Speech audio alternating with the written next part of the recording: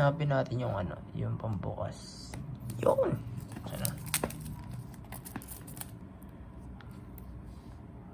Okay, we're almost done.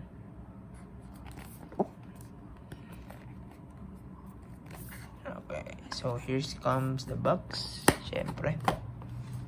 Ang pinakaasan natin. Tagal natin ito minanifest, guys. So, excited na ako dito. Oh. Okay.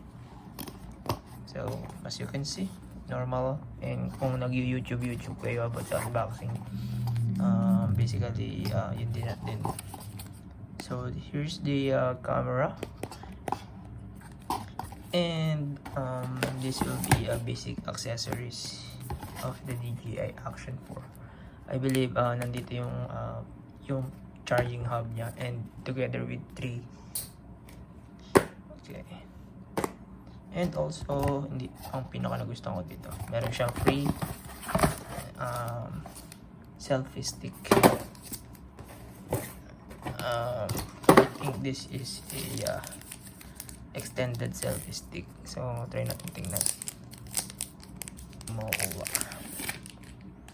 Ano? Ang ganda. Bango pa. Okay. So, ano to? Oh, sorry. Yan. Ang ganda, grabe. Ang haba. Grabe, ang haba.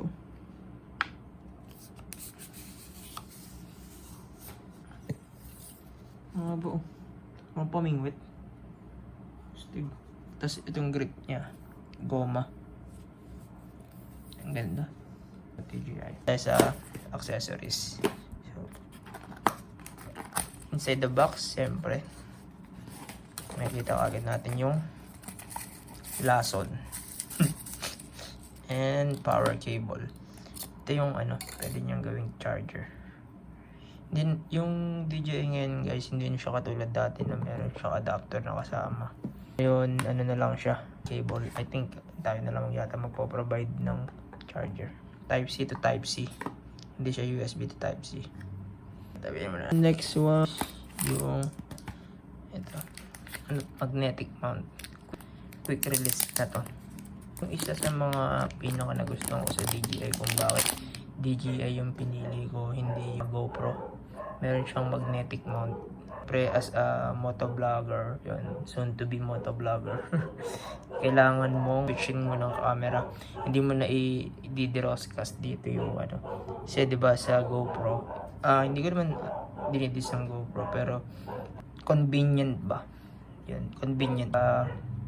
Ima-mounting mo yung camera mo. Mas mabilis pagka quick release. Okay, tabi natin dito yan. And then next one, manuals.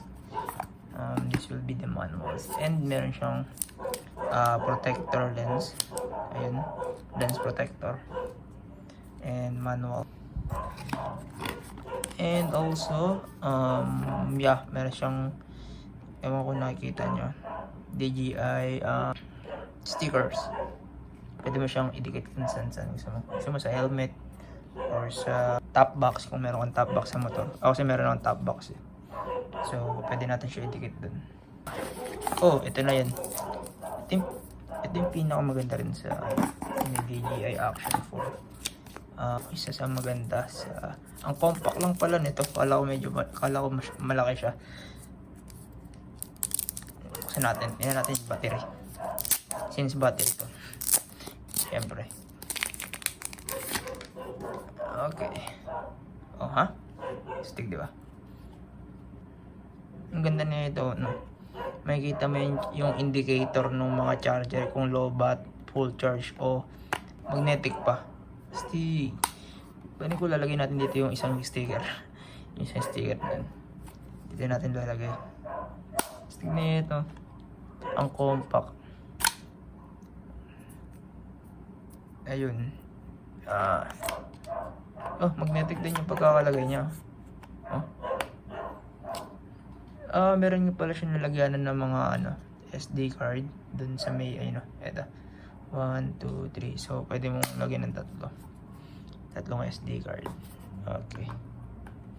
And also, punta na tayo sa may pinaka camera. Syempre, pahintayin pa ba yan? Let's go. Okay. Kunin natin tong case. Yata yung pinaka-case niya. Skeleton case.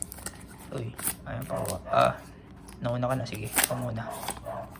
Okay, so ito yung pinaka-camera guys. Wala pa itong baterya kasi nandun pa yung isa. So, kailangan natin siyang i-installan pa pala ito ng Mimo app. So, yung Mimo app, yun yung grabe ang ganda. Ayokong nila nakahap ng ganitong kagandang camera na pinag-ipunan. Grabe ang ganda. Damn. Ang compact niyan, liit. Ito yata yung pinaka battery hub.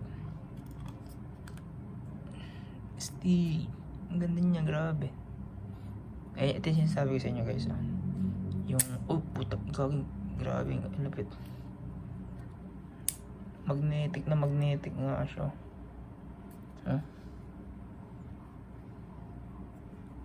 Hindi na matatanggal to. Stig. Kahit sa helmet to. So kung gusto nyo palitan o kung gusto nyo tanggalin, i-press nyo lang to. Ito may pressing siya. Ito. Press mo lang siya. And then release. Medyo mahirap siya since magnetic yan. Kahit nakaganyan ako. So kailangan i-indicate mo siya na maayos para hindi siya malaglag. It's either kung anong vlog yung gusto nyo, moto vlog or something like imamount nyo lang siya dito. Pwede rin siya din ayun na. Sheesh! Ganda. Okay, tabi na natin ito. Pwede natin yung tanggalin. Lagyan natin siya ng battery mamaya. Balikan natin ito. And also ito yung accessories na bukod dun sa may skeleton case.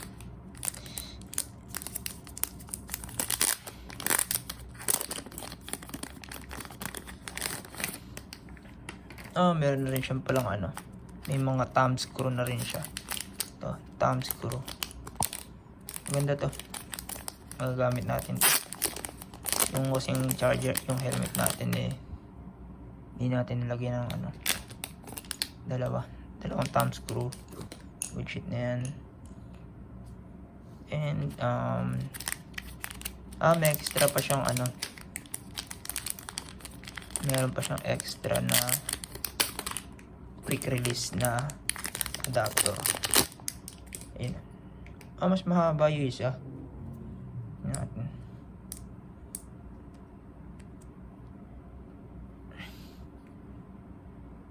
Mas mahaba yung isa. Ayun. Ito nyo ba yung pagkakayo? Yung magnetic kasi. Yun. Meron pa siyang mount helmet. Dito sa bike. I think. Pang bike. Pwede siya sa bike. 3mm to. Tingin ko. And also yung skeleton case niya. Ito yung maganda rin niya. Kasi pwede mo yung skeleton case mo, pwede mo i-mount dito. Ayun. Be careful lang kasi lagi mong i-double check na naka-lock na yung dalawa. Para hindi siya malaglag. Kasi pwede mo siya i-portrait na nakaganon sa helmet. Try nga natin siya kung pwede natin siyang Madali lang naman to. Kahit sino naman, hindi na kailangan ng tutorial dito.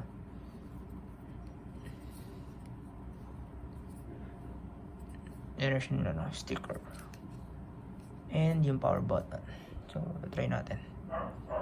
Hindi mo malilito dyan. This, magkapa naman.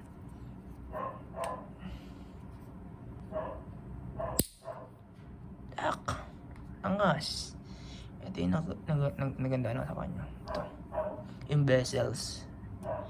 Ang ganda ng bezel. Ito. Power shot. Ito. Quick select.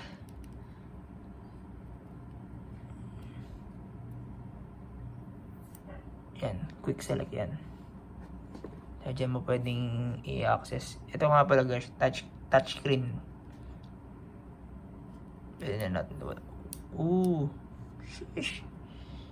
One of the best feeling, bro. Pikit natin yung mga yan. Yan.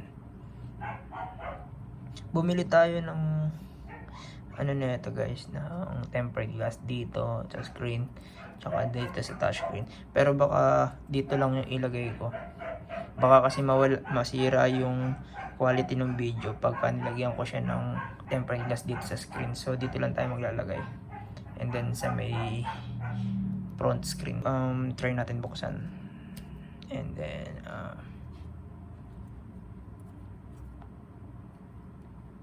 i-release natin ang camera. Medyo mahirap siya i-release, no? Siguro baka kasi bago pa. Ayun, balikan ko kayo guys pag na-install ko na yung Mimo app para may update natin. Okay, bye bye. Sabi ko nga, itatry natin siyang kumbaga, ang galing nung kinonect ko na siya and in-update ko na yung share niya para kuha natin yung yung update. Yun lang naman yung yung pinaka update lang din sa may firmware. Kumbaga pwede ka mag-edit dito sa may mobile phone mo gamit tong and pwede mo rin siyang like sa mga GoPro. Pwede mo siyang gawing camera and also a video para makapag-play kahit wala ka dito sa may sa cellphone, kahit saan may tutok. And so dito ko natatapusin yung video since tapos na yung unboxing natin. And maraming salamat nga pala sa lahat ng nanood and sa mga gustong bumili ng DJI Osmo Action 4. I think ilalabas ang Action 5 by August or September. Kita-kits sa YouTube channel. Goodbye. Peace out.